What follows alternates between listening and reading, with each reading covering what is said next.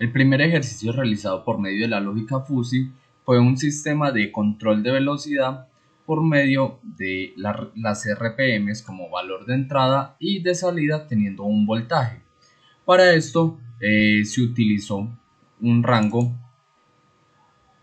en el cual se dividieron en tres conjuntos, uno definiéndolo como demasiado lento, otro como que está bien y otro demasiado rápido. Para los valores de voltaje de salida, tomamos como referencia la guía de laboratorio en la cual nos hacía referencia a que los voltajes para el control de este estaban entre 2.32 voltios y 2.48. Esto dividiéndolo igualmente en tres conjuntos, los cuales se dividen en demasiado lento, en estable y de elevar la velocidad. Con esto realizamos las siguientes reglas con las cuales podríamos relacionar para cuando la velocidad es demasiado baja y debemos aumentar y viceversa. Entonces, teniendo en cuenta esto, realizamos las siguientes reglas. Cuando la velocidad es demasiado baja, debemos elevar la velocidad. Cuando la velocidad está en un momento que nos funciona o que está estable, el voltaje no debe cambiar mucho y cuando la velocidad es demasiada, se debe reducir el voltaje. Para probar este archivo, simplemente nos vamos a exportar y exportamos al workspace. Una vez realizado esto, con el simple comando de redFizz y el nombre del ejemplo, podemos llamarlo, y para probar la salida que obtendremos al ingresarle nuestro valor, que en nuestro caso sería el valor de RPMs, obtenemos que con colocar el comando evaluar_fizz, es decir, el nombre del archivo, y ingresar un valor específico en los rangos que definimos y llamar el elemento fizz, obtendremos una salida, la cual será un voltaje que nos dirá que como estamos en un punto estable, el voltaje no va a variar mucho. Para nuestro segundo ejemplo, tenemos el caso de un péndulo invertido en el cual las variables de entrada serán el ángulo de inclinación de la barra central y la velocidad angular de esta, obteniendo como salida la fuerza que se requerirá para mantener el péndulo en estado estable. Para esto, relacionamos los conjuntos con el ángulo. Entonces, en nuestro caso tenemos el ángulo, el cual vamos a contar con cinco conjuntos para este universo. Va llegando valores desde menos 10 grados hasta más 10 grados, teniendo en cuenta que cuando se encuentra en estado estable cuenta como 0 y la inclinación hacia la derecha y la izquierda contará como negativo y positivo siguiendo la orientación del plano cartesiano, pasando desde valores como muy negativos, un ángulo muy negativo que sería el máximo a la izquierda, a valores muy positivos o ángulos muy positivos en el caso yéndonos a la derecha. Para la velocidad angular tendremos valores entre menos 1 y 1 siguiendo las mismas características de los ángulos, el cual tendremos 5 conjuntos, los cuales están separados no de la misma distancia, sino que están organizados por el experimentador, y contamos con valores muy negativos de la velocidad angular hasta muy positivos y en el centro el valor estable. Una vez teniendo en cuenta estos conjuntos, para la salida tendremos de la misma manera 5 conjuntos en los cuales se relaciona con fuerzas muy negativas, es decir, hacia la izquierda, y fuerzas muy positivas, es decir, hacia la derecha, o la estabilidad de no hacer un cambio muy grande, teniendo un rango entre menos 1.5 y 1.5 newtons. Las reglas utilizadas en este fueron desarrolladas por medio de la tabla que encontramos en la guía de laboratorio. Un ejemplo de esta fuerza puede ser que cuando tenemos un ángulo muy negativo y una velocidad muy negativa, la fuerza que se va a aplicar será muy negativa, es decir, en la misma dirección en la cual se va moviendo la barra.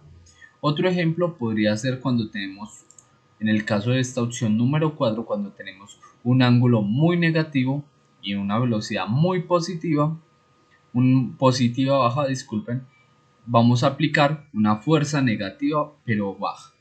De esta forma podemos ir directamente al workspace de MATLAB y colocar el siguiente comando fizz1 como variable, luego readFees para llamar nuestro ejemplo.fis, que sería el example 2,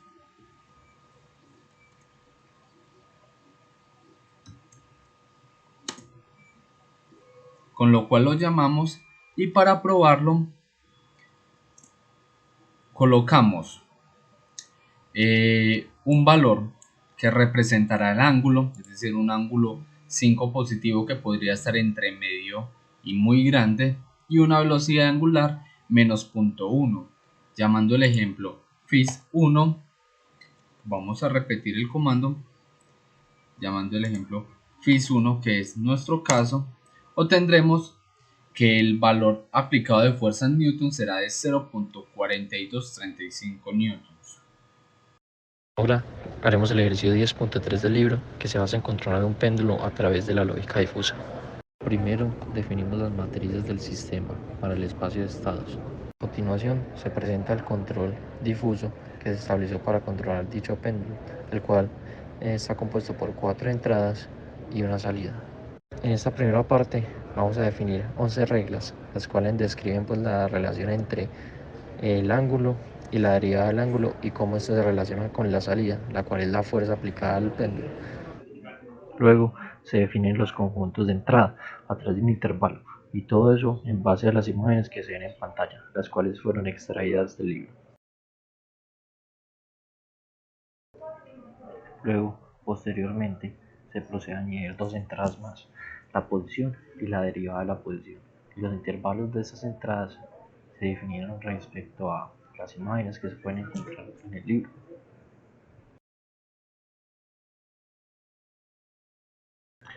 Ahora se procede a armar el diagrama de bloques en Simulink, donde se pueden ver las 4 entradas y la salida.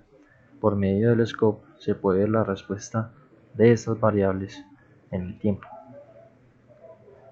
Aquí podemos ver cómo actúa el control fuzzy frente a la planta. Podemos ver que por una perturbación el péndulo se mueve de su setpoint, pero rápidamente vuelve a él.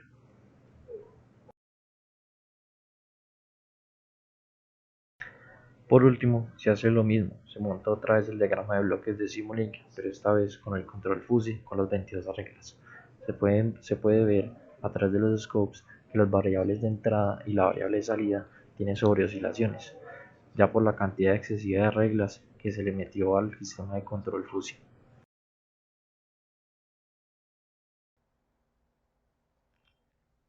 Para lograr generar un control difuso para la planta de nivel, se procedió a generar el sistema de control mediante el Fuzzy Logic Designer de MATLAB.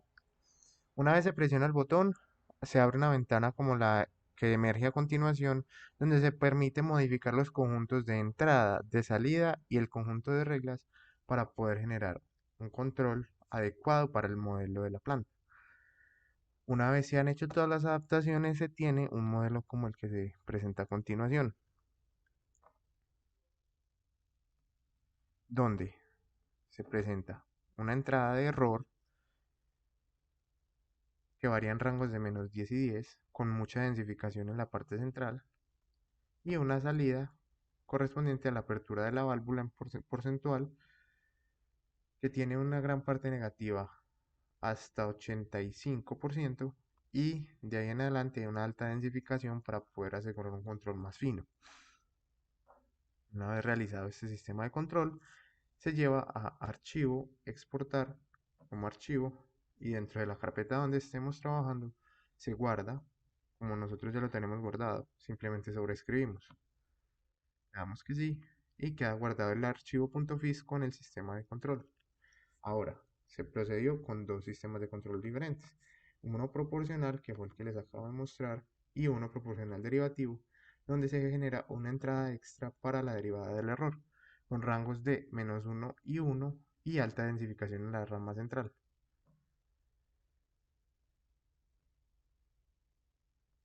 Una vez, una vez se tiene ya diseñado el sistema de control tanto proporcional como proporcional derivativo, se procedió a utilizar el sistema de control en Simulink que se tenía anteriormente para adaptarlo al control difuso. Como se observa En esta parte se generaron dos conjuntos difusos diferentes, el proporcional derivativo, y gobernados a partir de un switch que permiten cambiar el tipo de control durante la operación de la planta para hacer una mayor fácil una adquisición de datos más fácil.